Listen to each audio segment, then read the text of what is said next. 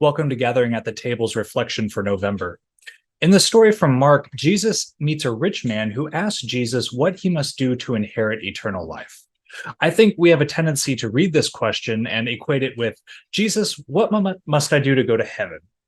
Though that's not necessarily what the man is saying. A better framing of the question might be, Jesus, what should I do to align my life with God's desire for me? Jesus lists the commandments, but one, perhaps the most important one, is missing.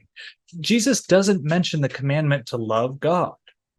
They're both connected, of course. We love God best by treating other human beings as Jesus treated them, but the commandment to love your neighbor is also not missing. So rhetorically, the commandments that the man struggles with are loving God and loving his neighbor. When Jesus digs a little bit deeper, we see that the man holds his possessions, his money, and his wealth in a higher place than God or others. And it's easy to see this man's sin in the story and gloss over it like we don't do it too, but we absolutely do. As an example, if I were to ask you to reflect on what you hold the most dear, what do you value the most in your life? What would your answer be? Maybe it's doing good in the world, or maybe it's family and friends, or maybe it's something else entirely. But a follow-up question for you, does your bank account reflect this value? Do you spend the most money on that thing?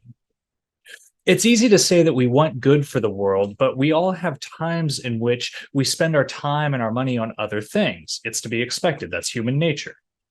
It becomes a problem when we're unwilling to give up part of what we have for the sake of others. That's when we can see that our values are not being reflected in our actions. That's when we see that we are hoarding our wealth for ourselves without being willing to let go of even a little bit for the sake of someone else.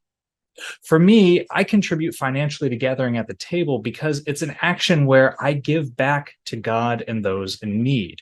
It's a tangible way for me to be accountable to the values that I have by saying, money is not my God. I can let some of it go in order to benefit the world, in order for it to serve a greater good.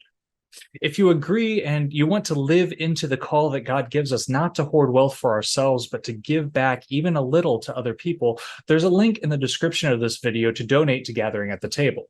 Of course, we're not the only organization doing good in the world, but please know that Jesus's message in the story of Mark is not one of shame, but of a loving invitation. Love God, love your neighbor. Thanks for reflecting with us. We'll catch you next time.